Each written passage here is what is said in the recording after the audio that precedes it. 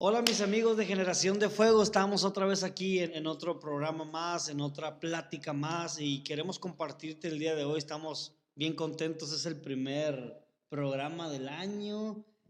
No estuvimos por algunas cosas, pero estamos de nuevo otra vez con ustedes y estamos muy contentos. Y hoy queremos compartirte acerca de las tradiciones, la tradición contra Jesús, porque cuando Jesús vino a predicar un evangelio que mucha de la iglesia o la mayoría de la iglesia no estaba acostumbrado a la historia nos enseña y cuando leemos en la Biblia nos enseña que prácticamente Jesús vino a revelar el Viejo Testamento y por eso tenía mucho hate, ¿no? Mucho odio de parte de los religiosos de ese tiempo, ¿no? Eh, sí, sin duda, vino a ser una revolución, un revolucionario. A veces nos basamos en el texto o la palabra que dice que Dios es un Dios de orden y de eso no hay ninguna duda, pero a veces ese orden lo llevamos al punto que se vuelve una tradición. Sí, porque es un Dios de orden y eso está clarísimo. Y también está muy claro que en el Pentecostés era el Espíritu Santo, era el regalo de Dios a la humanidad. Y no me digas que había mucho orden.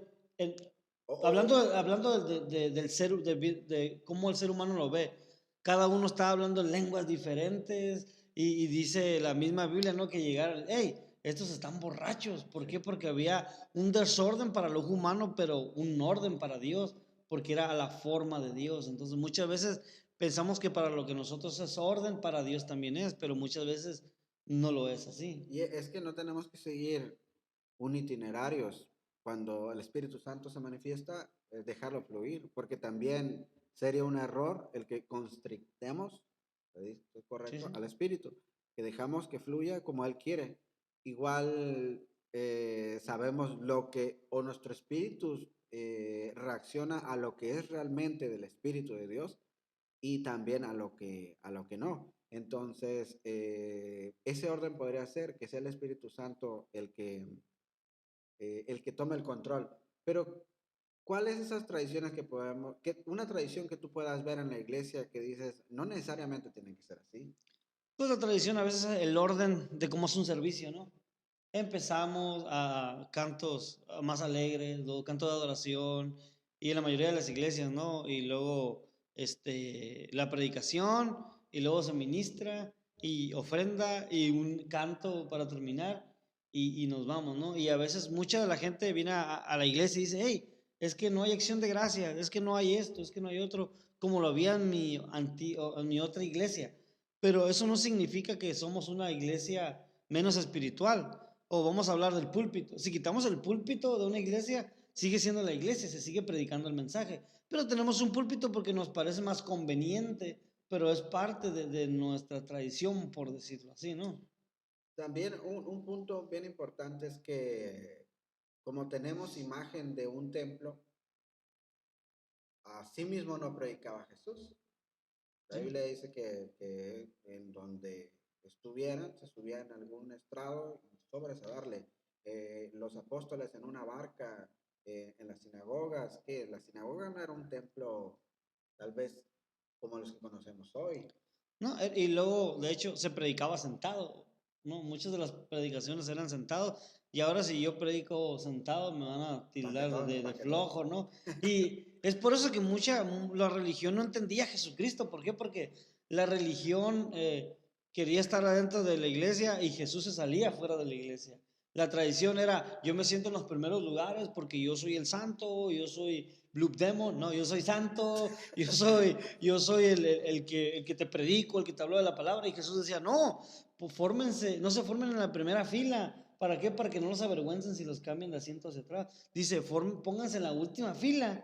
Y si los llaman para, no hay, ya no te pueden enviar más para atrás, ¿no? Si te invitan más para adelante, entonces ya sería una honra. Entonces, por eso no entendían a Jesús, porque Jesús hablaba a la humanidad, a la humildad, perdón. Jesús hablaba muy diferente a como los fariseos, ¿no? Decía, estos que se van y oran en público, porque a ellos les gustaba predicar en púlpito. Dice Jesús, cuando ores, ora en el secreto. A estos les gustaba dar en público para que les aplaudieran. Y Jesús dice, cuando des, hazlo en secreto. Y también les gustaba ayunar y hacer la cara como que se estaban muriendo, como que tenían el Tifoidea. parmovirus, ¿no?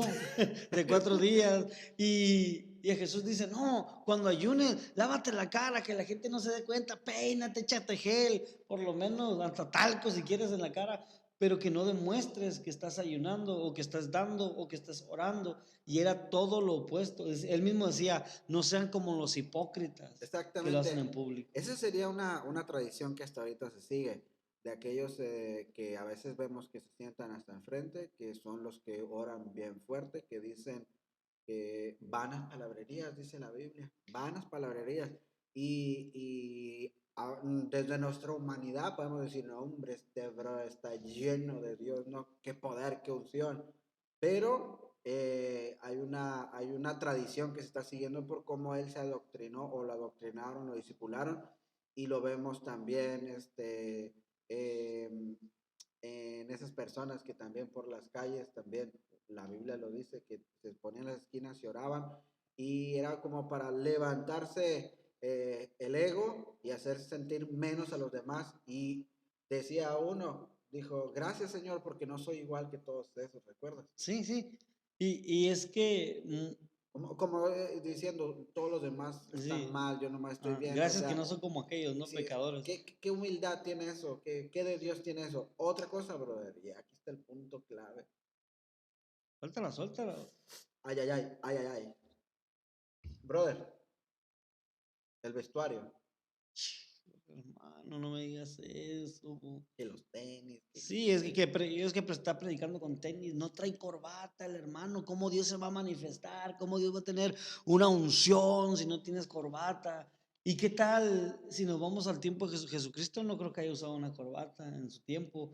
Jesús no usaba zapatos. Entonces, tú me puedes decir que es por la vestimenta que usamos acá en nuestro país o en nuestra región, pero al final y al cabo, claro que yo creo que hay que venirse a la iglesia a lo mejor, lo mejor es ropa que tú puedas tener, ¿no? Pero ¿qué tal si no tienes zapatos? ¿Qué tal si no tienes corbata o no es la ropa que tú acostumbras a usar?